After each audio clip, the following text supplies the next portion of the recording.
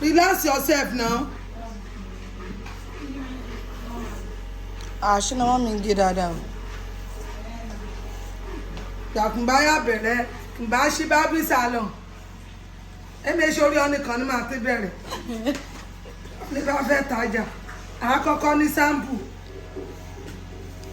Báwo lẹ ṣe máa wá ṣépù orí yẹn? Máa mọ bó ṣe ń. Máa ṣépù rẹ̀ máa ṣe ń rẹ̀ ṣoṣo bẹ́ẹ̀ máa. Mọ bó ṣe ń draw.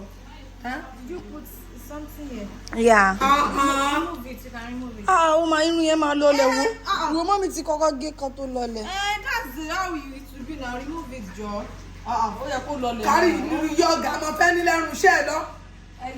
Ṣé mo ṣí ṣọ́ọ̀bù torí tẹrẹ ni? Mama kan kíní dànù. Wọ́n kan. Barbing session fẹ́ gé bí ọmọ ọlọ́mọ dànù. Kó rà rẹ lọ jàre. O ti gbọ́rọ̀ ẹ̀ ayé lónìí. I follow some to Barbing now. Good.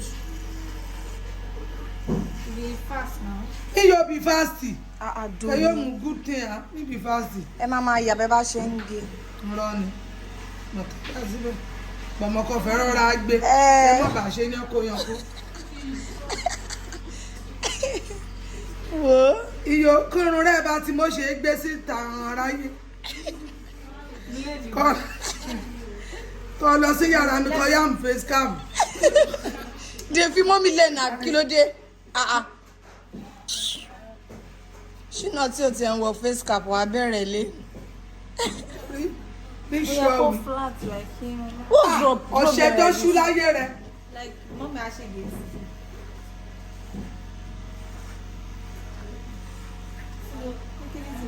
Come and hold this thing. Lizzy, kó wa náà rẹ̀ di wà gẹ́rún rẹ o. Tí wàá lè fi ṣe bẹ́ẹ̀dì ẹ ní máa ń gẹ̀ yánkó. Ó wàá fi ṣe bẹ́ẹ̀dì ẹ ní January 1st. Ora máa kọ stylist by mommy. Stylist. Hair cut by mommy. Kí Davido wa máa gbórílẹ̀ báyìí ní báyìí. Mommy Davido mo ti mí ìṣe ìbàjẹ́. Èmi ni mo bá gẹrun ẹ̀ nígbà tó fẹ́ lọ Chicago. Ó débẹ̀. Bó ṣe débẹ̀ bá gbogbo èèyàn bẹ́rí fún ni. Endorsement tí ó gbà rí wọ́n fún. Ṣé káyọ̀ mọ́tà bá balẹ̀ yín? Àlùbáríkà bàbá lèmi o.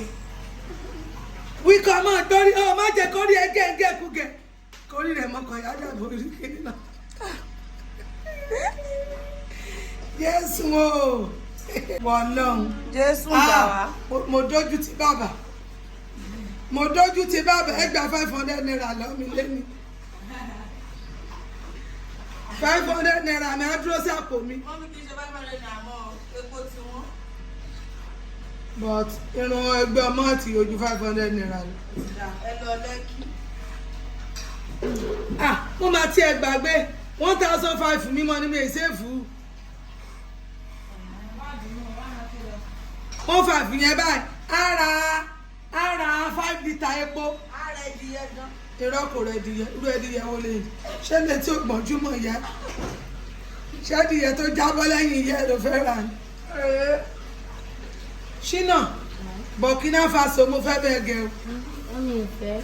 Èwo wá ní kí bẹ́ẹ̀ gẹ̀. Ẹ bá kébé tó gẹ. Rárá o bàbá màá gbọ́dọ̀ bọ́ gẹ stáì. Wọ́n fẹ́ bá ṣe yín káyé fẹ́lẹ́ style. Mo fẹ́ jẹ́ káwọn ìgbín mo fẹ́ jẹ́ kó rí ẹ̀ máa pe kọ́sítọ́mà fún mi járe.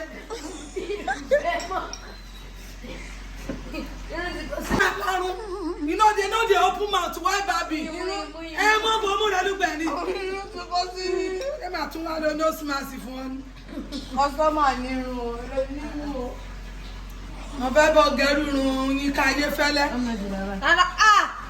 má gẹ àgbà.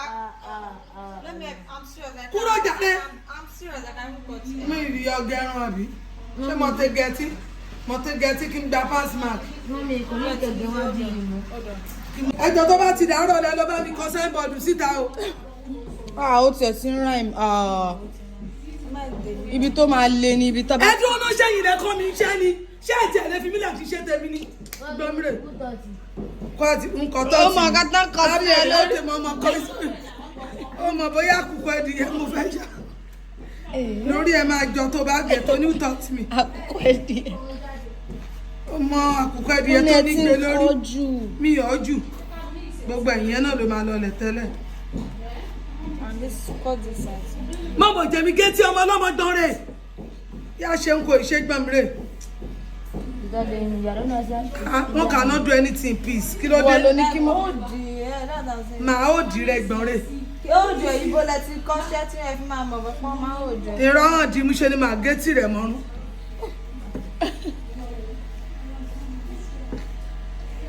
In fact, ọmọ yìí wá. Jọ torí Ọlọ́run tó bá ti ń lọ ní títì n kò ṣe orí ẹ̀.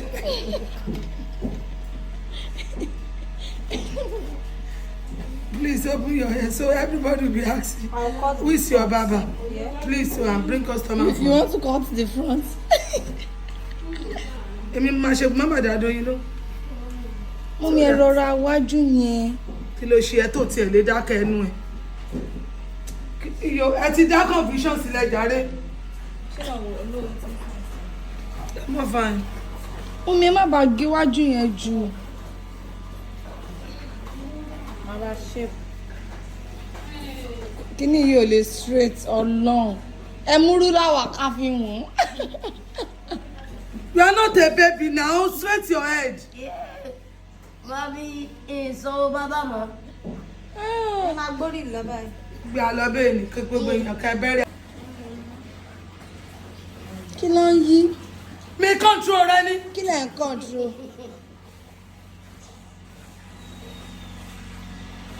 Arírun kò You ṣe should lọ. close the door now.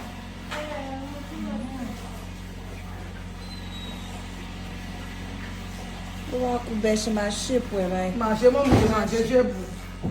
Èmi máa ṣe. Bẹ́ẹ̀ni, ṣe bù. Ó máa Ọba wọ́. fẹ́ dábàá pizza lùsì. Kí a kọ̀ kí. Káyì! Wọ́n kì í lo ọwọ́ brush. Nígbà kí mi rìn bro iye wọn ní mọ̀. Ọ̀gá gan ti pọ̀ jù.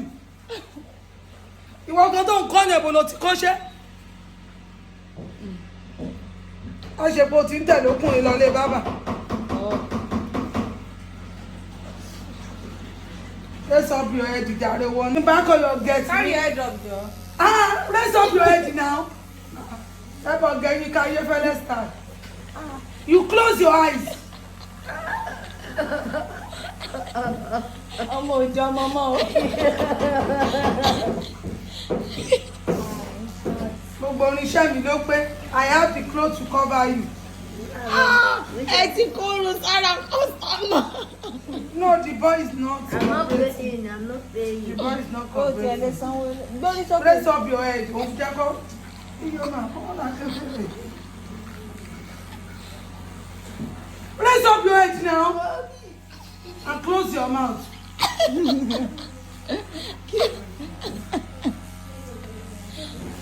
Wọ́n máa wá sí ní wá gẹ̀rù mọ́. Ṣọ́gẹ̀rẹ̀. Yes, please. I will not do anything. I'm serious. Ah, Wọ́n wọ̀ o.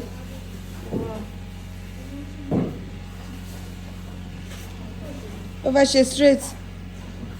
Ó máa wá kọ́nà báyìí. Ah. Okay. Ó ti tó, ó ti tó.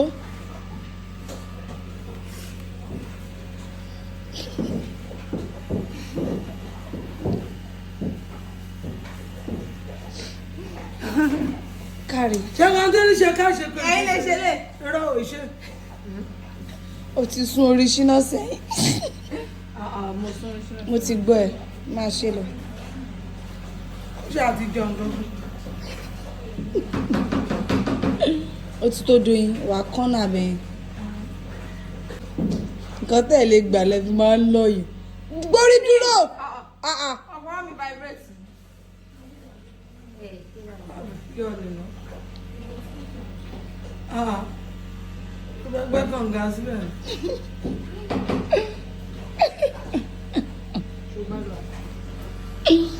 In fact,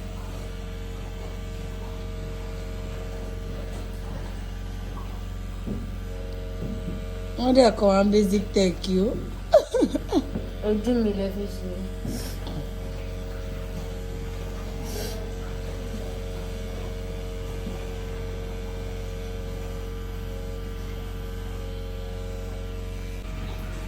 má fà á símú.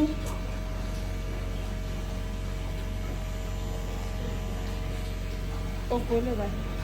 Ibi tó rí ṣínà ti bẹ̀rẹ̀ kan nìyẹn. Jókòó síbẹ̀ kó máa wú. Èló ni 500 naira tí bàbá fẹ́ gbà tẹ̀dẹ̀ sórí ọmọdé báyìí. 1.5 sorry.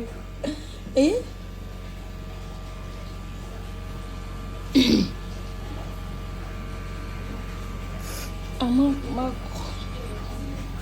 Bá mi gbé clipper. Wait, I'm coming. Ayé ẹkọ́nọ́mì la wà. Ní kálukú ẹkọ́nọ́mì.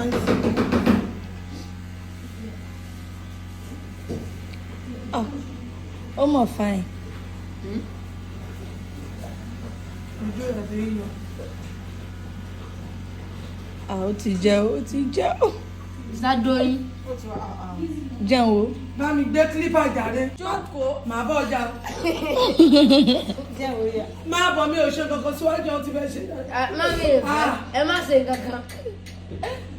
Jóni ò lè rọrùn. Sit down now. Sit down. Sit down, Joe. Wá ṣe. It's not fine. Máa bọ̀. Oh, fine now. Ìgbà kan náà ń jẹ́ kó ṣe tuntun. Má bọ̀ jọ́. Kí ni? Ṣé kò fine? Má bẹ́ẹ̀ sílẹ̀ káàkiri jàre.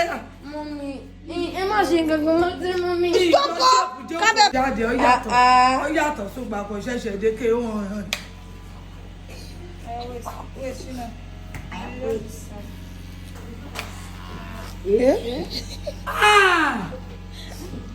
Ṣínà. No, Joe. Jíjẹ́. Mo jẹ́ kankan mọ́ iyọ̀. Shina what is Lásán not. kẹ̀kọ́ yàwẹ̀. Imperial twins see Shina face them. Kí lẹ fẹ́ sọ? Okay guys, so Olúwadé tó wá wú lẹ́nu. this is the outcome of the Barbing salon àbí anything. Turn your hair. Princess Adéníkà Barbing salon. Jẹ̀dẹ́bà bàbá tó bá challenge mi wọ̀n tí ì yes, they want it blue. Bend your head. You can't say Na me shape am. Turn around. Turn around. Oh my God. I even give am style, yeah. I gave it this. Turn like this. No, like this.